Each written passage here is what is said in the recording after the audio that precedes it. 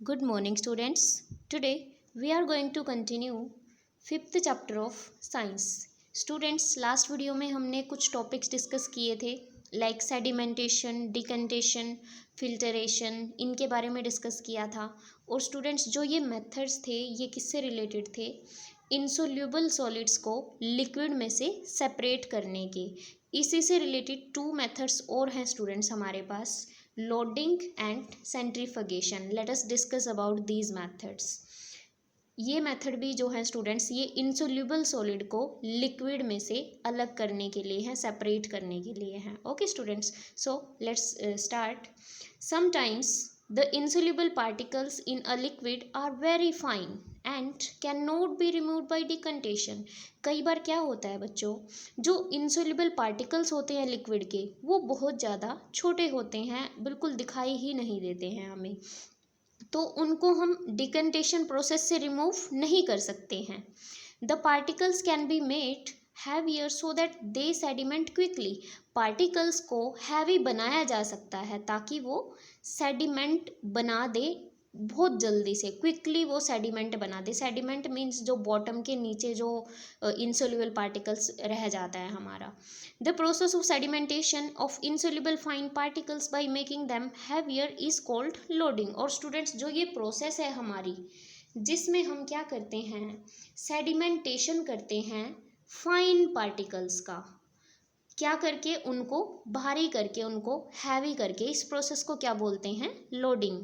The process of sedimentation of insoluble fine particles by making them heavier is called loading. Okay students, ये definition आपने write भी करनी है अपनी copy में। The fine particles are made heavier by using alum, a solid which is soluble in water. अब देखिए students, जो फाइन पार्टिकल्स होते हैं उनको हम हैवी किसकी मदद से बनाते हैं, किसकी हेल्प से बनाते हैं, एलम की हेल्प से बनाते हैं। एलम क्या होता है स्टूडेंट्स, आपने सुना भी होगा फिटकरी के बारे में। जो फिटकरी होती है स्टूडेंट्स उसी को हम एलम बोलते हैं। ओके स्टूडेंट्स, फिटकरी अगर हम डाल दें वाटर में तो वो क्या करेगा, फाइन पार्टिकल्स को हैवी बना देगा। अगर वो हैवी हो गए तो सेडिमेंट बन जाएगा, इट मीन्स बॉटम में वो आ जाएंगे। Okay students, now the alum particles load the fine particles due to which they form a sediment easily and the liquid can then be cleaned। alum particles क्या करते हैं students, fine particles को load कर देते हैं, एक ही जगह पर उनको डाल देते हैं, इट मीन्स बॉटम में डाल देते हैं उनको। Okay, to form a sediment easily and the liquid can then be cleaned. और लिक्विड हमारा क्या हो जाता है, साफ हो जाता है। सेडिमेंट बन गया, जो भी उसमें इनसोल्यूबल पार्टिकल्स घुला हुआ था हमारे लिक्विड में वो सेडिमेंट बनकर नीचे आ गया स्टूडेंट्स, लोड हो गया वो। Okay, the same process takes place with dust particles when they are made heavier by rain drops during rain. Same जो लोडिंग प्रोसेस है स्टूडेंट्स वही होती है, जिसके कारण क्या होता है, रेन के बाद हमें जो है स्काई बहुत क्लियर अपीयर होता है। जो स्काई होता है बहुत साफ हो जाता है जब रेन आती है तो। ओके, ये लोडिंग के कारण ही होता है, क्योंकि जो वाटर की ड्रॉप्स हैं वो क्या करती हैं, डस्ट के पार्टिकल्स को लोड कर देती है, डाउन साइड ले आती है, ज़मीन पर लाकर गिरा देती है। The same process takes place with dust particles when they are made heavier by rain drops. Rain drops उनको हैवी बना देती हैं और वो ज़मीन पर गिर जाते हैं, और जो हमारा एटमॉस्फेयर है, जो स्काई है, वो क्या हो जाता है, बिल्कुल क्लियर हो जाता है रेन आने के बाद। ये पिक्चर में आप देखिए लोडिंग प्रोसेस को शो किया गया है स्टूडेंट्स।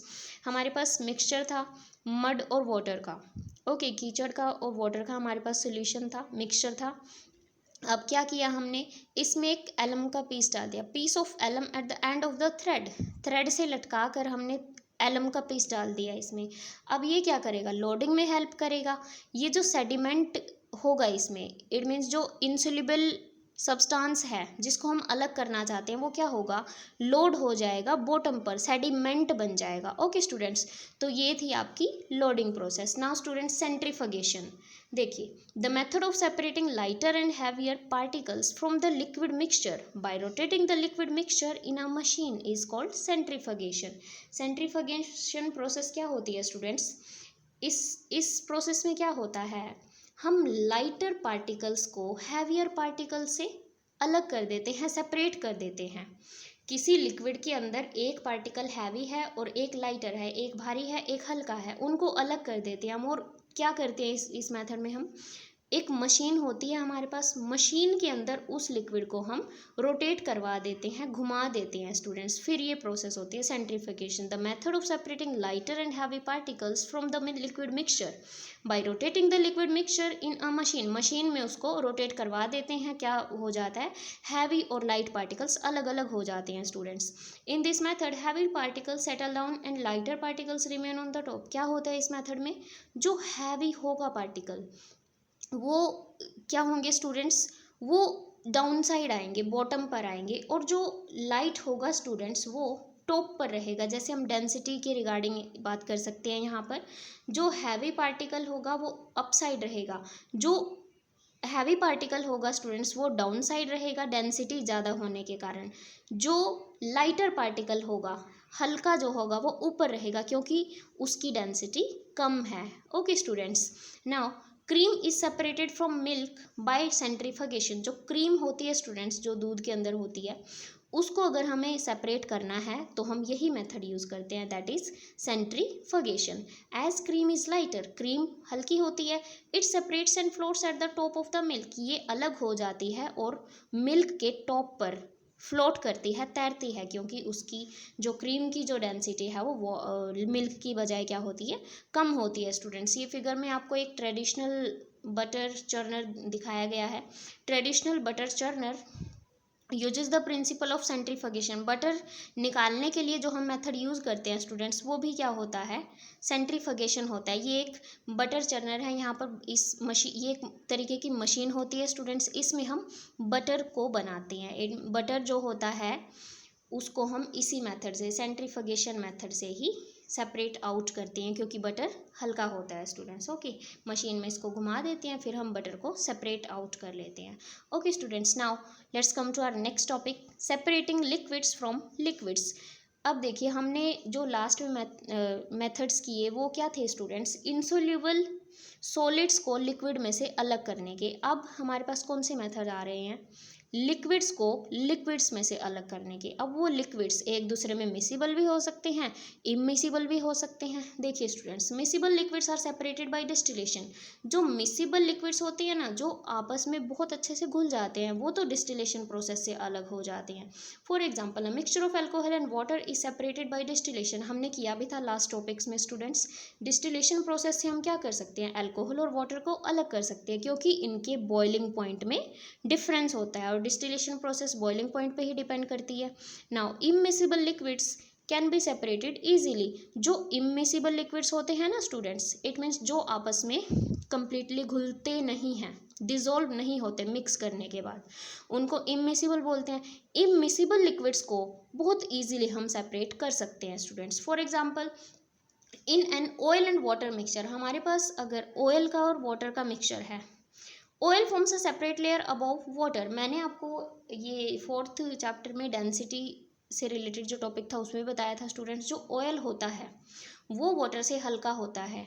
ऑयल क्या करेगा, ऊपर फ्लोट करेगा, वाटर क्या करेगा, नीचे नीचे रहेगा, नीचे लेयर बनाएगा, अलग से लेयर बनाते हैं। अगर ऑयल और वाटर एक ही कंटेनर में हैं तो ऑयल ऊपर रहेगा, वाटर नीचे रहेगा। The two can be separated by using a separating funnel in which there is an opening and stopper at the bottom. देखिए, अगर हमें ऑयल और वाटर को सेपरेट करना है स्टूडेंट्स मिक्सचर में से, तो हमें एक एपरेटस का यूज़ करना पड़ेगा, जिसको हम क्या बोलते हैं, सेपरेटिंग फनल। सेपरेटिंग फनल एक ऐसा इंस्ट्रूमेंट होता है स्टूडेंट्स जिसमें एक ओपनिंग होती है। देखिए, ये डायग्राम में गिवन है स्टूडेंट्स आपको, ये हमारा सेपरेटिंग फनल है। इसमें क्या होता है, यहाँ पर एक ओपनिंग है, ये ओपनिंग है जहाँ से लिक्विड बाहर आता है।